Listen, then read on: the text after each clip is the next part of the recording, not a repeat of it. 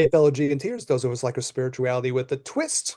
So we are in the middle of one of our little series that we like to do on Jin and Tantra, and we're doing it this particular episode on a thing called collective effervescence. And who doesn't want more collective effervescence in their life? It's part of like sociology, and we're looking at this famous sociologist Emil Durkheim and talking about his particular ideas around.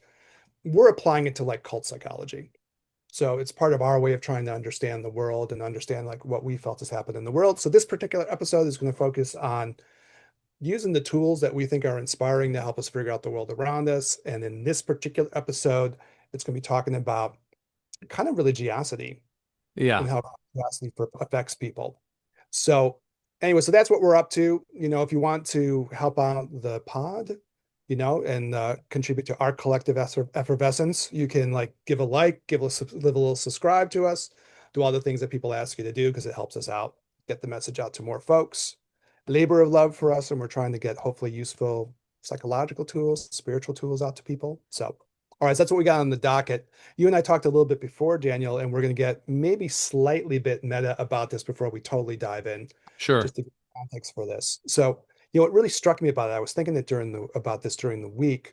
We had It's one of those phone calls that you'll probably remember weirdly enough for like the rest of your life almost. Mm, Talking, and we were looking at the world around us. This is how we really got to this place of doing even this series on like cult psychology.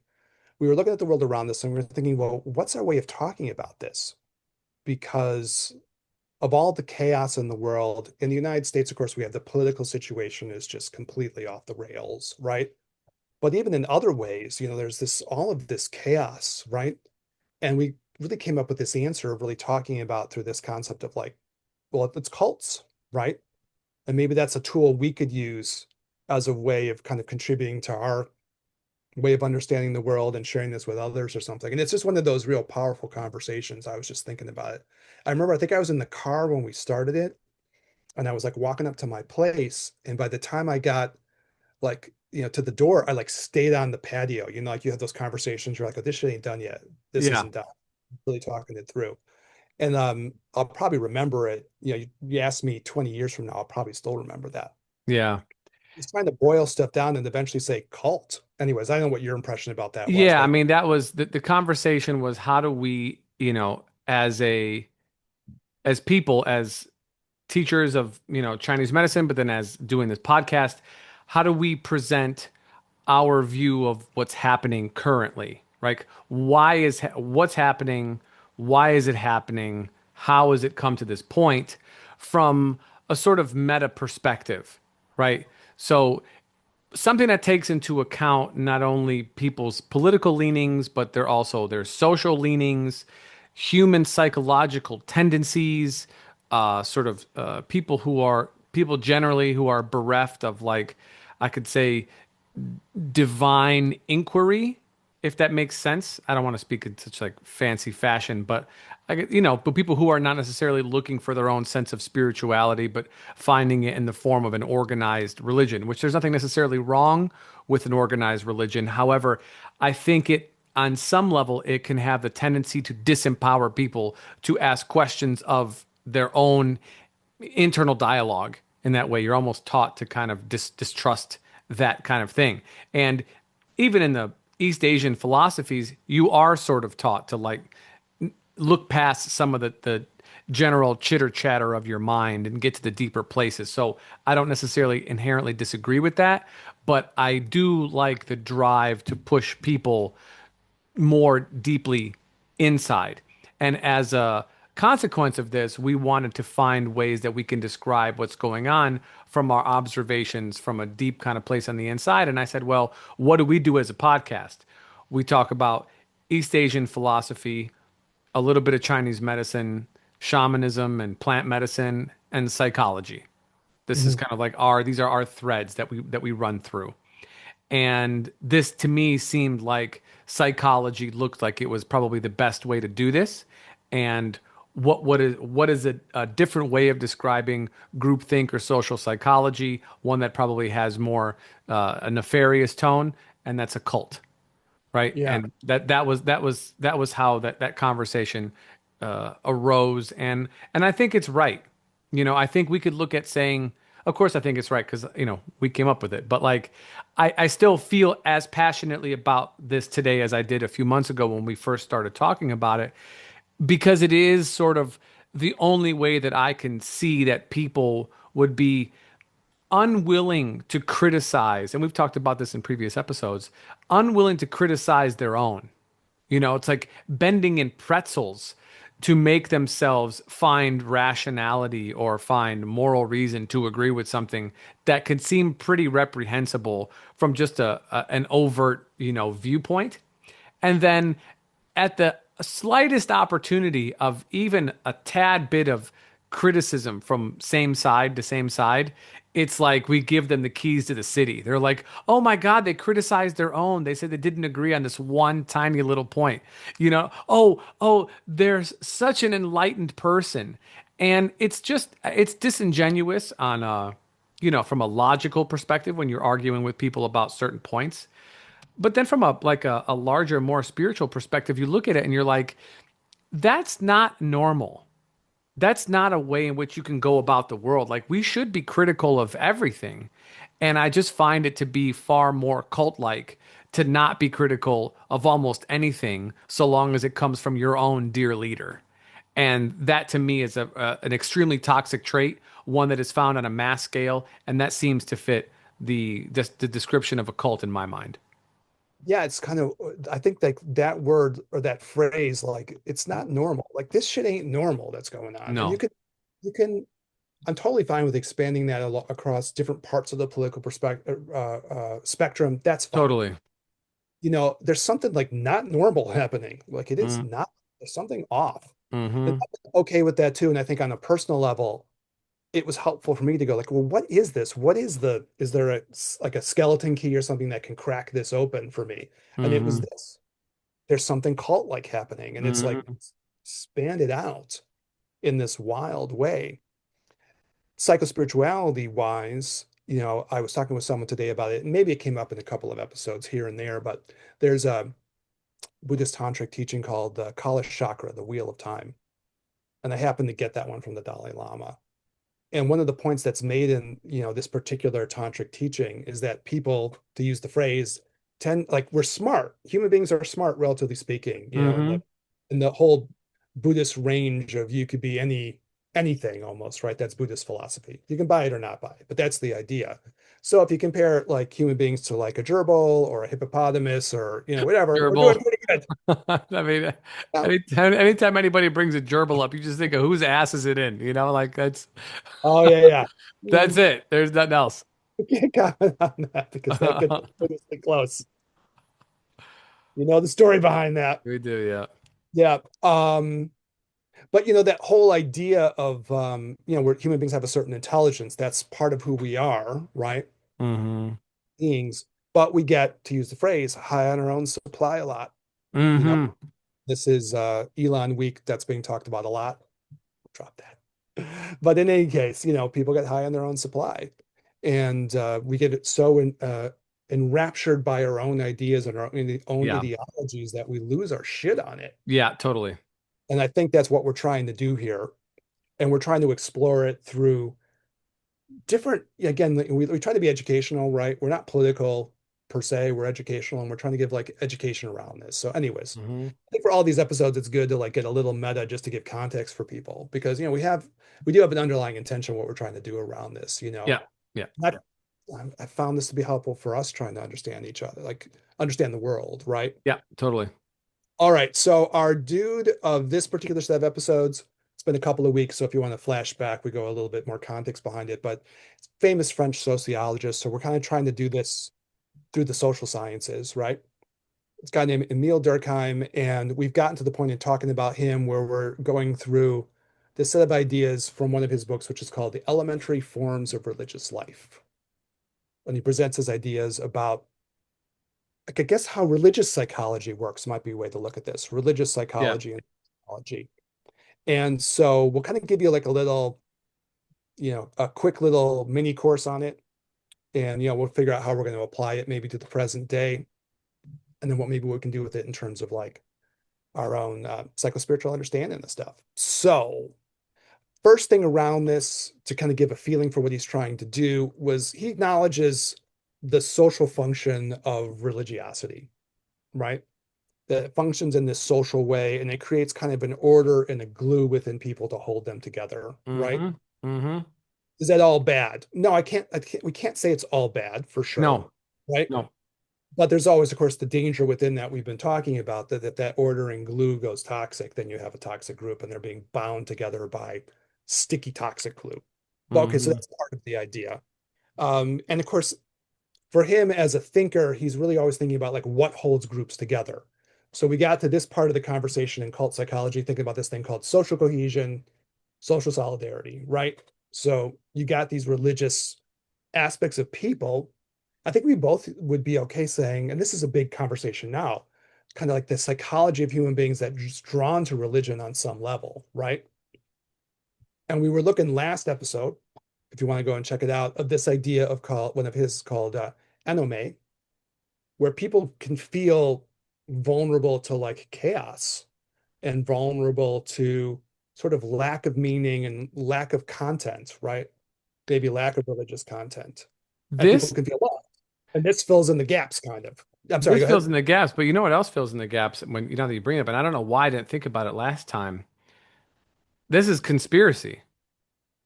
I think that's true. I mean, conspiracy in and of itself is a sort of a religion, Yeah. right? Now, We we brought up Q a little bit last we episode. His did. You're work, right. Oh, yeah, I thought we did. And it's weird. maybe there's not. I mean, not every religion well, first of all, not every religion is monotheistic, so there's not always a central organizing figure as we're probably more used to in the West, or we'll just say maybe with the Abrahamic religions. Um, but there is kind of like a unifying theory of everything, whether that's multiple gods or the deep state or, whatever you want to call it.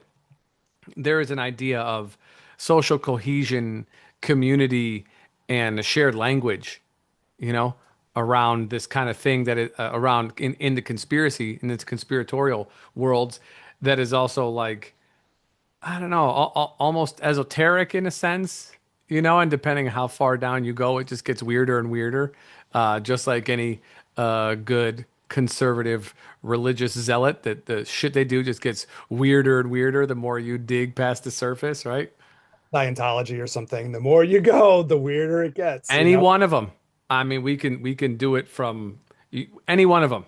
Any, I was explaining that Scientology thing to someone over the weekend, literally, and she was like, "What do they actually think?" And you get to the point where you're like, you go deeper, you go, gets weirder and weirder. mm-hmm. All of a sudden, you're talking about like thedons coming from some other planet that's invading into people, polluting their minds and spirits, and you're like, she was like, "Get seriously?" You're like, yes. Yeah. And there was the guy who wrote, is it Million Dollar Baby? Mm, First person I heard talk about this, successful screenwriter, I think won an Academy Award for that thing, mm-hmm. Scientology thing. And eventually he got to the envelope where he opened it up after I don't know, tens to hundreds of thousands of dollars that Yeah. he got to that. And it just, everything crumbled. And he was like, oh my God, I can't believe I've spent all these years to get to that. So yeah, right wing Scientology, or like left wing, whatever it is, you can get yourself in that headspace. The deeper you go, It right? was just a poop emoji. Just open it up and just ha ha. Yeah, exactly. A couple of fingers sticking up, That's right. middle ones. Yeah. Ha. Yeah. Anyways, yeah, it's that whole thing. And like I don't know, there's been that whole conversation that like of the anome, of the religious vacuum in the culture, Mm-hmm, mm-hmm. surging in to fill that gap. And I think that's really in Durkheim's wheelhouse, which is part of the reason why we wanted to talk about this, Yeah, right? yeah. Yeah. And people feel lost otherwise. And he ties, just going back to last episode a little bit, but he ties all these problems of anome, the I feel lost, I feel confused, I feel Mm-hmm. directionless, right? Yeah, There's nothing gluing me together to this society, and there's nothing holding my meaning of my own life together, yeah. right? With depression Yes. is for people. And like again, he Being, writes a book called Suicide. So yeah, isolation. yeah. And so you get Community, yeah.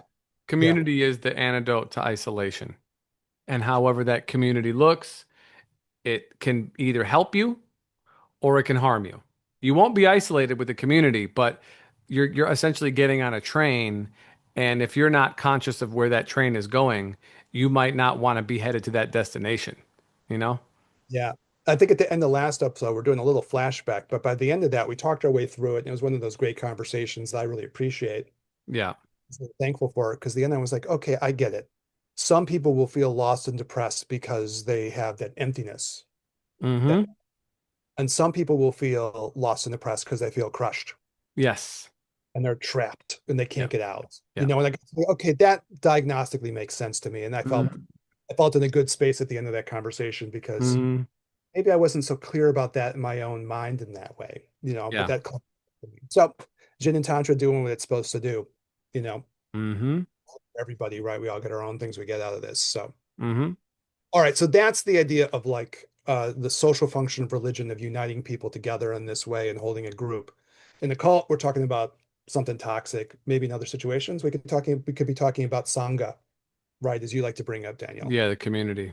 That could be the spiritual community that you're part of, and that is good, right? Mm-hmm. You know, but okay, there's danger in it, but there's positives too. Okay, the next thing he gets to is this idea of what he calls collective representations. So once you get a group of people like this, they're going to have things that come to like symbolize the whole group. And they become very important objects for that group. They'll tend to imbue those things with all kinds of meaning. Mm. Talks a little bit about stuff that would be, I think, in your wheelhouse, Daniel, like shamanically, because some of this might be like totem figures that might be kind of animal based or something that you might have in a traditional shamanic setting, right? And the group feels a connection through that, or whatever it might be. So he kind of gets anthropological in a way here, but I think spiritual in the sense that like that might be a thing that pulls all that group together. We unite around our connection to A this symbol. symbol or force, right? Yeah. Well, that, I mean, I don't, shamanic, yes, but I think that description might do this a disservice by limiting it to things that have less prevalence in modern culture. I, And, I get it. Mhm, so like you could think of a cross, right? You could think of a six-pointed star. mhm. You could think of a swastika. And then, for those who are not paying attention, there's swastikas everywhere, right? So look at the symbol for Chase Bank. There's a swastika in there. Is there really? I Yes, there didn't. is. Oh yeah. Mhm. And so these are some simple, and then you think about like advertising, a Nike swoosh, the UA for Under Armour, I don't know, some other whatever ones, North Yeah. Face, like, there's always Gin and Tantra podcast swag, right? Like all the other kind of things. But then you compare that to something like Islam, there is no symbol associated. There is one, but it's that came later. The original there was no original symbol associated with Islam because they intentionally didn't want to objectify or symbolize something that was beyond symbology. Just like in Kabbalah, right, where they describe God as the endless one or as the endless. So the intentional use of symbology towards group cohesion is and has been a unifying feature for cultures, cults. I mean, cultures in culture I think, linguistically. yeah, my notes too. I had this idea of like flags and crosses and things like Yeah, that. totally. Flags, really good one. Yeah, yeah, yeah, yeah, yeah, yeah. Like, if you get what he's saying here, it also, and we all get this intuitively, but he has a whole theory kind of around this that's interesting to talk our way through because what he's saying is that those things get imbued with so much meaning, Yes. right? Yep. If you don't really understand that, sometimes you can't understand human action. But if you understand that, then you can Mm. really like why people, especially when you get to like, I don't want to say it's all culty because it really isn't, but when you get to like a certain group where this is really powerful, it sets people off, Oh right? yeah. You're Yeah. getting so deep, and Durkheim's trying to get to that point. I was reminded of like two things around this. One was, the NFL had the whole flag thing, right? So if you're not familiar with this whole aspect of NFL, National Football League history, there was a point where, as a point of protest, there were players that like wouldn't stand up and salute the flag. They weren't going to do it, right? Hmm. It's a way of commenting about, problematic aspects of American history, right? Racist aspects. And, so the players were just not doing it. And on the one hand, you think, well, you know, for a lot of us, for me, that would be a small gesture. That doesn't resonate with me. That doesn't mean that much, right? But if that's a totem for you, right? If that flag is functioning as a totem, well, then freaks people shit out, right? Oh yeah. That's what Durkheim is getting at. Like it incites in this like particular way because of how much that means to that group. Yeah. It's Yeah. so much psychological energy, Yeah, right? totally. Yeah. Or like way back in the day, and I don't think this is great art at all, but there was an artist who made this picture called like Piss Christ. And what he had done was he had taken, a cross, Jesus on the cross, and he had put it in some urine and he had taken a photo of it. Do I think that's great art? I really don't, to be honest. I'm not touchy about art. I'm not touchy about that symbol, but I could look at that and say that's just crappy art. I didn't think that was that Right, yeah, profound. not exactly. Fine. Yeah, It's it's not like Michelangelo. finding like shapes in poop, you're like, oh wow, great. Yeah, and I don't. I mean, there might be people who can find something in that. Certainly, it's provocative if you like that kind of thing. But I was like, okay, whatevs. I saw You Elvis in my toast. know, I went to the Andy Warhol exhibit, that artist, right? And they Hmm. were doing shit where they would just pee on like pieces of metal and whatever the fucking thing came out, that was the art. I'm not impressed with that. Personal. So I'm like, okay, whatever, bro. But I mean, when you get to like how deep that is for people, that was like an inciting thing. Yeah. And you're trying to purposely provoke people. But I mean, what Durkheim is getting to is this idea like once you imbue something like that with that kind of power, you know, um, people are going to lose it, right? Hmm. So, Hmm. all right. So, anyways, you get these collective representations. Now, the other part about this, which takes us a little bit the way we like to go philosophical, is he kind of gets deeper into this in a way because he says eventually in all of these collective groups, what you'll start to get is like just a shared way of looking at the world, right? That goes beyond even the flags and the symbols and so on. It gets to how that group starts to think about all kinds of things, even like very fundamental things like time and space and cause and effect and how you think about nature. And he basically at this point starts to say those are like social understandings on some level, right? We think of So, them as objective, but actually they're kind of created by whoever that group thinks about them. so would you say that this, or from your understanding, would you say that this would be something along the lines of like evolution versus creationism? I think that's an example that would like get to part of what he'd be talking about. And that's a completely Mm, different way of thinking about time and what time means. exact. Okay. So Yeah, this it's kind not of my head. like Let's get into it. group cohesion also goes into their cognition, and that cohesion around a symbol unifies a people around something that they can be they're quickly identified as. Either they are or they're not that particular thing, right? And I'm using Christianity in the moment here, but people can certainly replace this with any other religion. Just slap the symbol on there, right? Um, and so you're identified, cohesed around a symbol, and then you get cohesion around ideology. And that ideology is not just about the nature of God, but you move it into the more differentiated aspects of reality. So time and how the world came to develop and so on and so forth. It starts to grow beyond just philosophical talks. Yeah, I'm like, to give a different example, I buy the one you're talking about. The one that hit me because I've been doing research for our little podcast here, Yeah. listening to this book called Cults Like Us, and Yeah. maybe I'll do a little review on it at some point, right? Sure. Just overall. And then other things with a referencing cults, like I listening to, there's a journalist who wrote something about like Silicon Valley, and Hmm. really interesting because this word cult is popping up everywhere now. I mean, like we're doing our podcasts on it, but like it's out Oh yeah, in the we're in the world. wave, baby. We're in it. in that thing because Yeah. you go, people are trying to understand this and that word cult Yeah. is coming all the time. And they were kind of talking about the Silicon Valley cult around this too. Hmm. But there's this idea of like the central myth of like Western culture, Christian culture, whether this applies to like other aspects of, I think anything that's messianic, right, has Hmm. this where you think of time a certain way. History's unfolding and it's heading towards some endpoint. Yeah. It's apocalyptic. Yeah. And that's a way of thinking about time and thinking about reality. People are arguing about this, but I think it's persuasive, right? That so permeates the culture that even when you get out of that religious, or obvious religious settings, right? Hmm. Hmm. Hmm. Judaism and so on, the big three and all that, you get this everywhere. And it's just a certain way of thinking about very fundamental aspects of like what's reality, what's time, what's space. And there's just a drive towards apocalypse somehow. Mm. The journalist who's, I'm forgetting her name now, and I'll bring her up some other time and give her credit for this, right? But she's writing about the way AI looks in this tech bro sphere.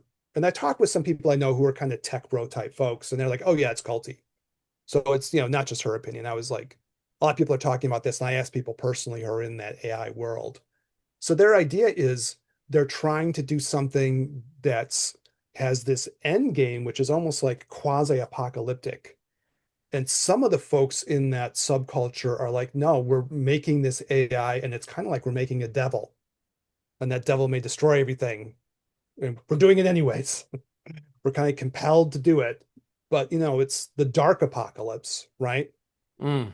And then for other people within that subculture, there's almost a religiosity in the sense that they feel like they're making like an uber intelligence that's almost like a divinity.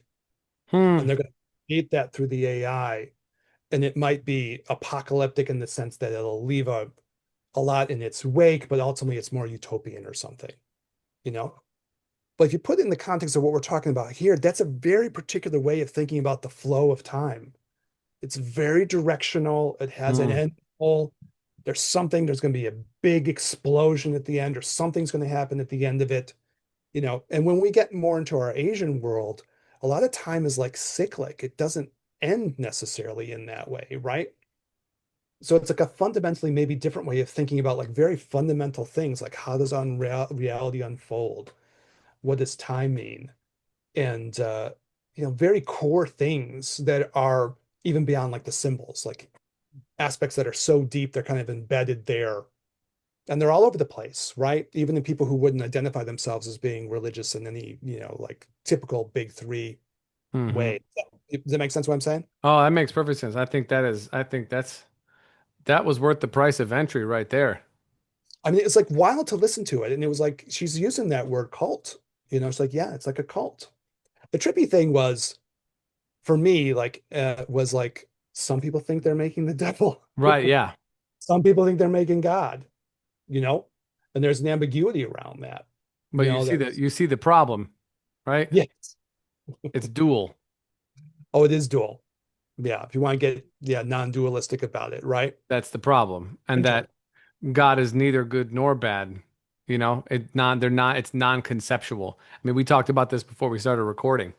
Yeah. People love their logic and they love their rationality, which is fine, and there's place for that for sure.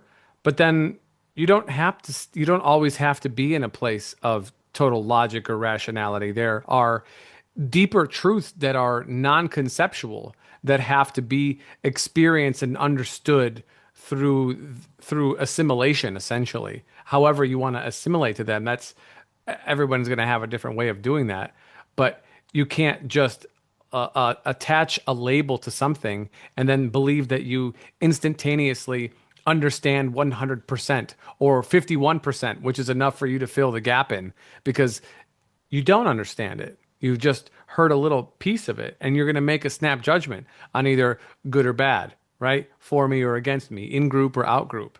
And so even when we're talking about like AI, which is, we definitely have the wrong administration right now to be in charge of this growth, right? Important moment in this technological Yeah. window. Yeah, for sure that there is going to be zero. I mean, now, but let's be fair. there has not been an administration on either side of the aisle that really had a grasp. I mean, Obama was the youngest president over the last however many presidents. So he kind of understood. And again, they're not doing a whole lot, but at least he understood. I think these, either one, they're too old. They're too past, to understand what's happening at this particular time because the technology is so emergent that like it almost has to be deified or will reified in a sense on its importance at this particular time because people don't understand how it's going to work. Like right now it's writing your papers and making weird videos and pictures. So it's kind of like a fun little tool. But I've mentioned this to a couple people before, and I'll bring it up on the podcast now. And if I've brought it up previously, my apologies for being redundant. But at this moment AI is kind of working for us, but in the way that it's working against us, not to talk about jobs or anything else like this, your Google, okay, your search engine, which I'm going to assume is Google because it is for like 90% of people. If you or me look up something, we're going to get two different views on the same subject, even though we're Googling the same thing. Okay. Or we're going to get different suggestions based on what we are looking up normally. Okay, fine. That same thing is going to happen and does happen with your AI, whether you're using ChatGPT or whatever, whatever one that you're using. You're going to get curated, personalized responses that A are just for you and B are not always correct. We Mm. assume that they are right. They're not always right. Googling something, if you Google something that you have knowledge of, you'll realize that the little answer that they give you at the top of the screen is a summary of many articles, but it might not be necessarily correct unless you actually read the articles and extrapolate for yourself what comes from them. So there is maybe unintentional, nefarious aspects of this for now, but it's sort of diffused person to person.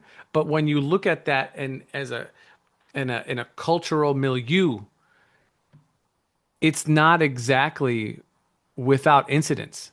It's not a neutral thing. It's not just, it's not cologne in a room. It's a fart.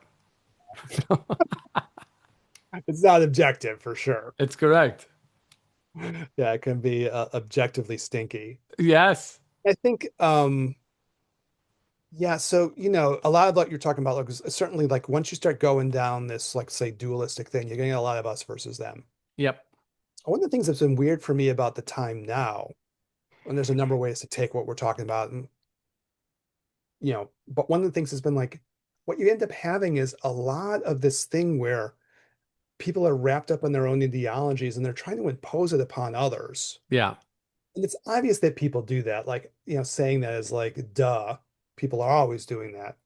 But like, I think from a Buddhist point of view or a spiritual point of view, what the fuck is that?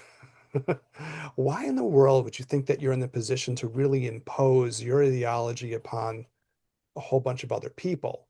And that you're part of that is because you're so enmeshed in your own understanding of whatever that subgroup is, that all of a sudden you want to drag everybody else along with it.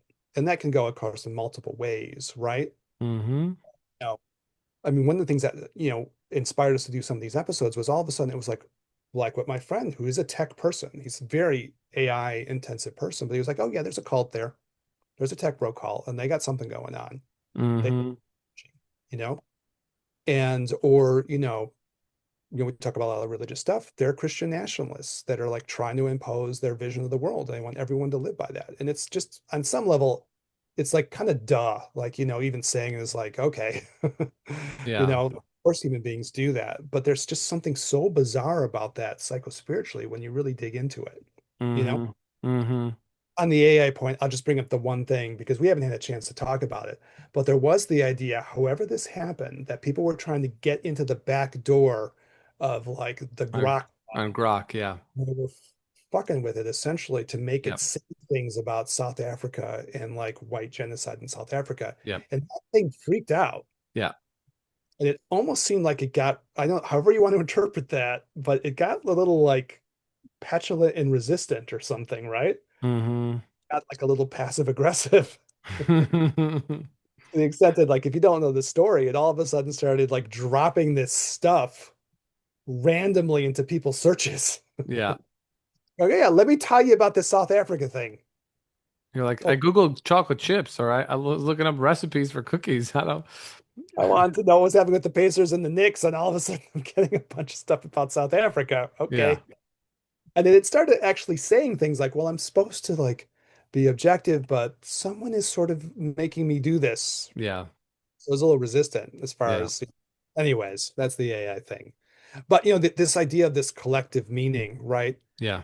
And uh and so then like what Durkheim does with this kind of, pulling this stuff together is essentially you have these truths, even things about like what's God, what's reality, what's divinity, who are we? These are sort of social concepts.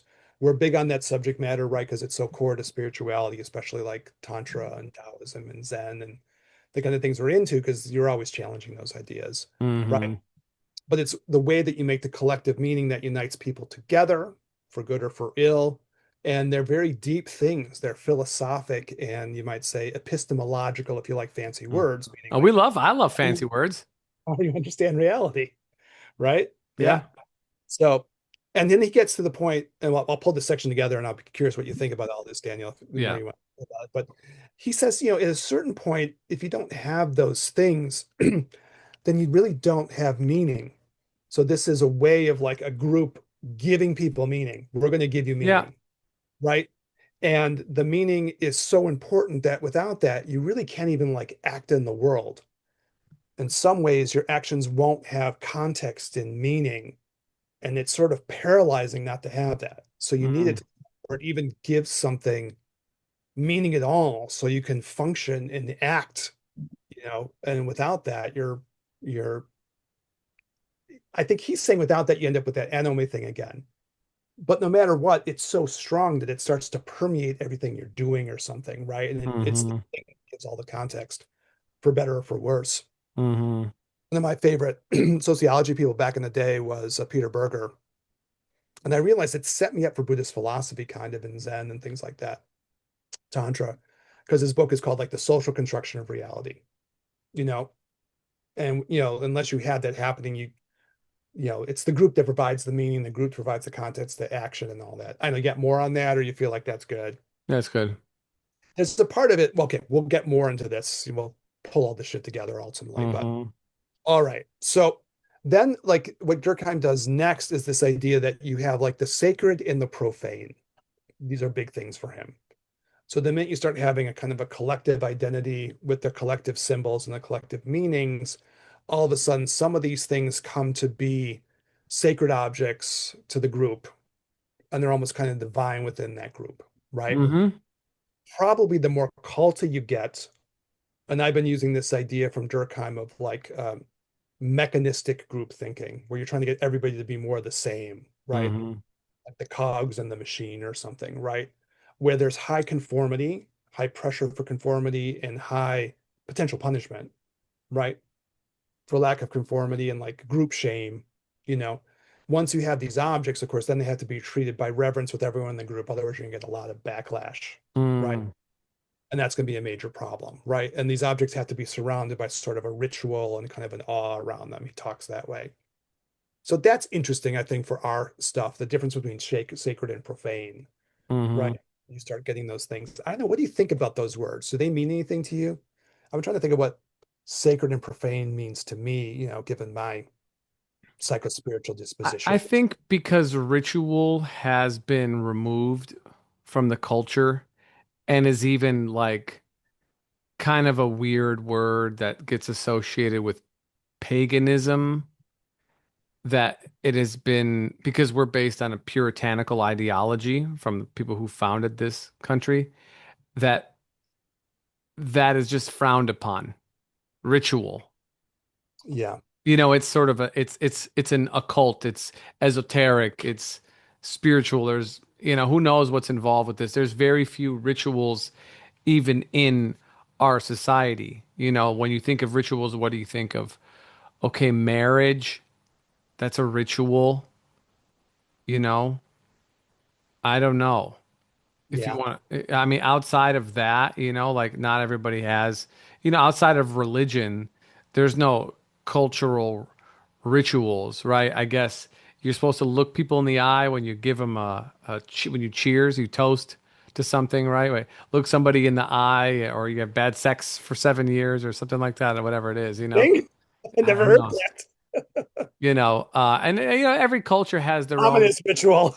Yes, everybody has their own little things, but collectively there is not that. And so I think without ritual, sacred and profane don't have a lot of place in the culture generally. And that subject will be continued for sure, right, as we go through these sections of what he's trying to say, because he does recognize that, right? Mm-hmm. As you lose the ritual and you lose the collective feeling of what's sacred and profane, it has consequences, right? Mm-hmm. And like in the theory of what we're trying to present in terms of this podcast and what's happening in the world around us with cult, then a lot of things are trying to fill that space, right? So, that's a thing. And then like, we're kind of multitasking in this. On the one hand, we're talking about cultiness, and on the other hand, we're just trying to talk about like how these ideas can help us out psycho-spiritually overall. Mm-hmm. So multiple things we're trying to do. And for me, I realized like I got something got a little complicated around this that I'm trying to figure out what I think about it. I'll talk about just for a second, then we can move the subject matter on. But I have like like we did a retreat, right? We did our first Gin and Tantra retreat. And there we did set up an altar, right? And we put things Probably there. should say what an altar is, Eric. Yeah, we did it like this is like more in the tantric world, but you usually put some objects there that you think have spiritual meaning, right? Mm-hmm. It's our own way of doing kind of what we're talking about here, right? And sometimes it'll be, little statues of some of the practices that you would do, right? If you did like a white Tara practice, and that was important to you, you could put a little statue of white Tara on the altar, right? Mm-hmm. And then symbolically, you can put little offerings if you want to, right? You don't have to, but you could, You right? can, yeah. Candle, Yeah. incense, things that Little, have yeah. spiritual significance depending on your background. Could be feathers or, animal bones. Just, it all depends on whatever you're doing. Yeah. So it can be, stuff like that. And that has that sacred profane quality to it, right? We're going to Yeah. set up a space here, right? Yeah. And I brought some of there's like the Tanka paintings in like a Buddhist Tantra where you have the paintings of, some of the important, they're kind of like in that weird space. They're kind of like divine energies. They're also like things that you meditate on as tools, right? It's interesting, big subject matter, but, so I brought one of my favorite Tonkas and it was sort of hanging in there. It's pretty, bright red Tonka, gave a little life to the room, right? And then you do get the feeling, and I've had this where, if you meditate around things a lot, you sort of almost empower them in a way, right? With a certain amount of energy just from your spiritual practice. Like you can talk that way in Asian culture, right? Mm-hmm. And it's kind of all over the place. So there's a kind of a sacred profane thing there. But there's a part of me that's a little suspicious of those things too if they get taken too far. Sure. I was trying to like figure out like where does that come from? And it's a little bit what you were talking about earlier. You can't imbue those things too much because you can lose the forest for the trees, right? Mm-hmm. Start putting those objects above the Tao or Allah or something, right? You can't Mm. lose sight of that, right? And then also in the Zen world, there's a little part where you purposely sort of have to make sure that you don't overemphasize the difference between the sacred and profane because Yeah, ultimately you want everything to be sacred. correct. And so if you start dividing it too much, you sort of lose that higher truth. It's So I just similar. throw it out for people to think about because it's kind of interesting. It's not a cult thing, but it's just interesting to think about. Yeah, well, and I mean, and I think if we're going to move it into a contemporary context, you can look at the flag, right? Especially here in the United States. It's it's a point of contention that different people will use it for different purposes, but some people will use it and they'll burn it, right? As a means to display discontent with the direction of the country on a, symbolic basis. And some people are super like pissed about this. But what's funny is that like the flag itself represents freedom to burn that flag. This is the ironic part. So, like, if you're listening to this and it bothers you that that happens, you'd be happy that you're here, that that could be done because there is something that somebody else is doing that another person would find not just offensive, but they'll say, "Oh, that's desecrating. That's defiling what I view to be sacred." But the nice part about having a place that you can do that is that you can do that, you know. And so viewing things for as they are, right? So two pieces of wood nailed together to form a T can be a T, and for someone else, oh, that's a holy symbol now, you know. But we give it meaning. It has meaning because we imbue meaning upon it, and depending on what we want to imbue our meaning on, it will have essentially a life of its own because we give it that life, you know. Yeah, yeah, yeah. And I have to acknowledge, like, you don't always bring it up, but you were in the service, right? You were in Yeah. the military, and like, you do have that understanding that as someone who served, part of what I served for, we've talked about this, is like it's about freedoms, right? Yeah. So like for you to have the freedom to even, burn the thing that's a symbol of this, because the freedom thing is the bigger question, right? Mm-hmm. The service of freedom. But like I guess what Durkheim is getting to, if you imbue a symbol with so much meaning and it becomes so core, Yeah. shit out. And that's dangerous, right? Yeah. Or it's not healthy. Well, they Yeah. become identified with it, and it's a piece of them. So harming that thing is essentially harming them. Yeah, yeah, yeah. And harming the group, if you have a very strong group cohesion, Mm-hmm. like you're not supporting our group, okay, Mm-hmm. back against the whole group now because you've made that so you've imbued that with so much power over you, right? And so much power over the group, right? And I don't know if this is a term or not, but like I'm gonna coin it now, even though we're pretty late in the episode to be dropping uh intellectual, we will call them grenades, not bombs. Um, but asymmetrical groups. And what I mean by this is that you can now be aligned with people ideologically that are outside of your family and view them as closer to you than perhaps your own kin, right? So just think about we'll just use like a political divide that some people might be more right leaning or left leaning or whatever within their own family and will extricate themselves from their own family members who they've known the bulk of their life because of their political differences. And so now your group the shape of it has changed to people who you might not even necessarily know well, but you believe to be closer to you in mind and heart because you share this viewpoint or these viewpoints that you believe to be parallel with you or even united with you and this other person who is not your family member. So in my mind, that is kind of like an asymmetrical approach to forming new groups. I mean, it's interesting because that's like, I mean, we're doing the spirituality thing mixed with all the other stuff we're doing. And like, that's part of spirituality, like historically, right? Hmm.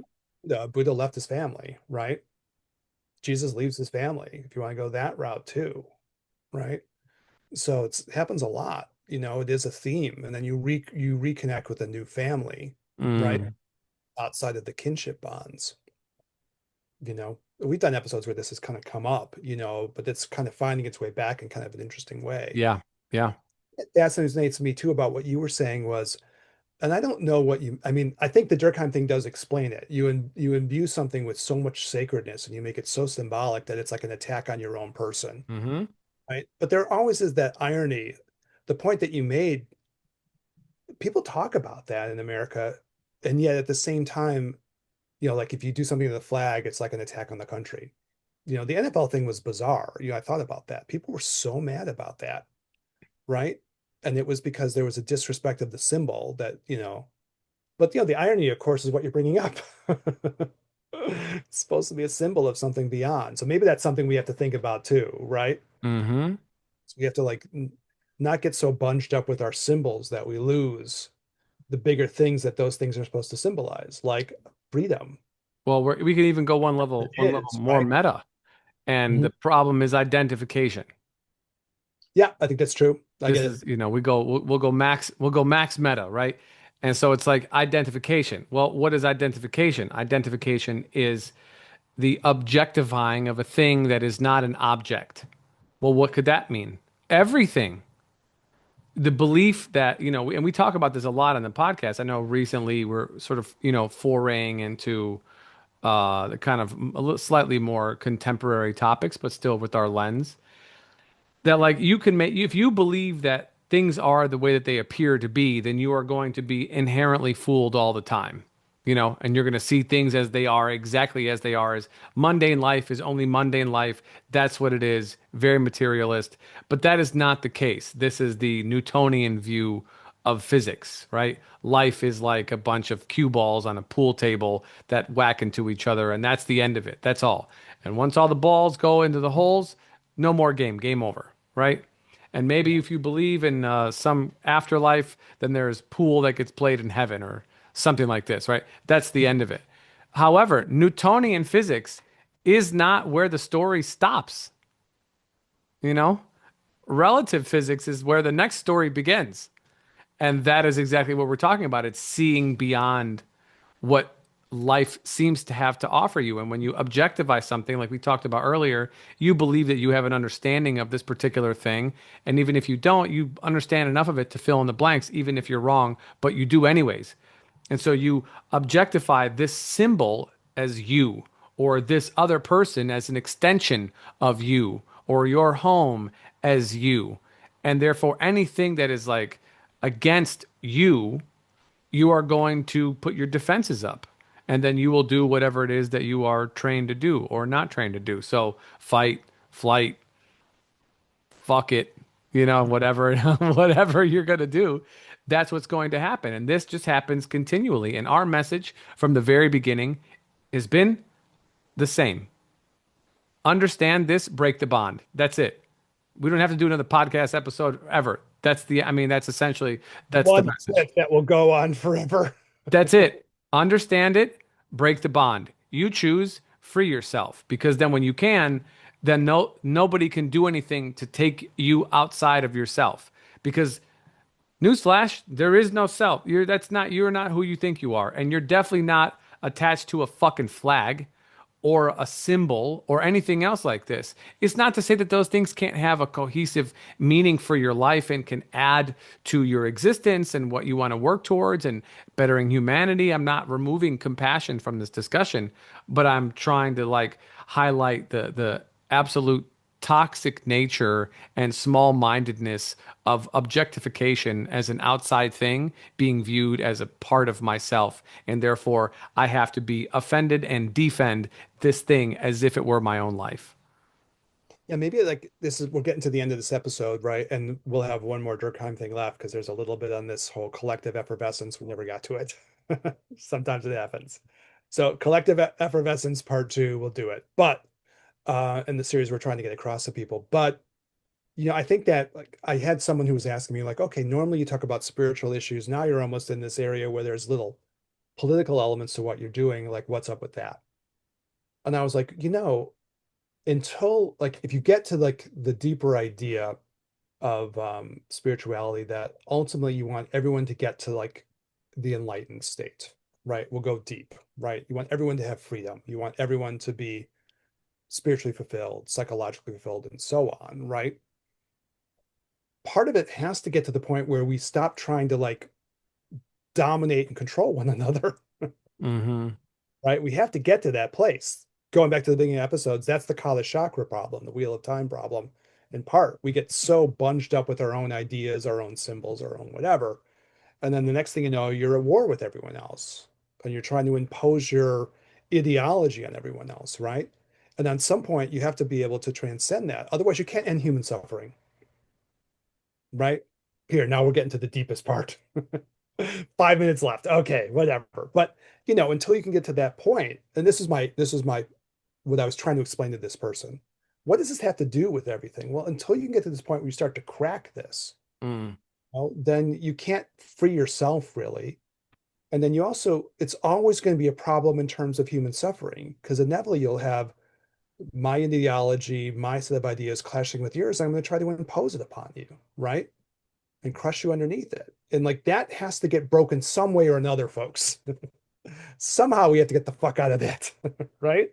As a Hmm. point of transcendence, it has to happen. Otherwise, this shit's always going to be fucked up, right? Yeah.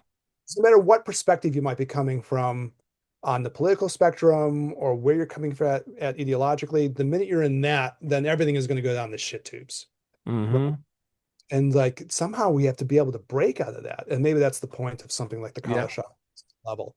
I haven't Yep. mentioned it in a while, but I got a thing across the hall called the shower curtain of wisdom, Mm. where we have all these great quotes from these different people. And then I can't remember the details. It's from one of the shamanic figures, and he's kind of going like part of the experience of the medicine in your wheelhouse, right? Ayahuasca and the medicines is to like make you transcend. Hmm. You start realizing what you were saying earlier, Daniel, that the world I see around me isn't as it appears, and I have to get that broken somehow, right? So I can transcend. And then, in a certain sense, we're doing the Durkheim deal to kind of present a view on a way to think about this. Hmm. But the additional project has to be like, okay, this is how it is. All of us have to somehow transcend this. Hmm. Gotta get beyond this, otherwise it's always going to be this clashing. And that was my answer to the person about like, why are we doing this? We're trying to get to the point of making these kinds of points ultimately. An educational part to give a view on it, with also the idea like at some point you have to get to transcendence of it. Hmm. Does that Hmm. make sense? I mean, that's what we're doing. Yeah. So No, that's that's exactly what we're doing. what I'm trying to Yeah. do. That's Yeah. right. And if you've made it to this part of the episode, your attention span is in the top 5% of the entirety of humanity. Forget just the world now. And as time goes on, you will probably be in the top 1% because people's attention spans are only going one way, shorter and shorter. And there was a song in the 90s that was sort of a dance hit that said, I don't want no short man. If you remember that song way back when it was, don't want no short man. Anyways, um, attention span now is what that is. So Yeah. thank you for watching and for tuning in and for rocking with us. If you've been with us for a minute, welcome back. Thank you if you're new to the episodes. Thanks for tuning in. Definitely hit that subscribe button. It helps us. Hits the algorithm and gets us out to more people. Obviously, we are self-funded, and we don't do any ads or anything else like this, and we'll keep it that way. But it's encouraging for us to get feedback from people. So please leave a comment in the YouTube section, comment section, or send us an email at ginandtantra@gmail.com if you like what we're doing or you hate what we're doing or whatever. We will take it. You know what I'm saying? Or feel free to hit us up on the gram at the Gin and Tantra podcast. For Eric, this is Daniel. We'll catch you guys in the next one. Peace.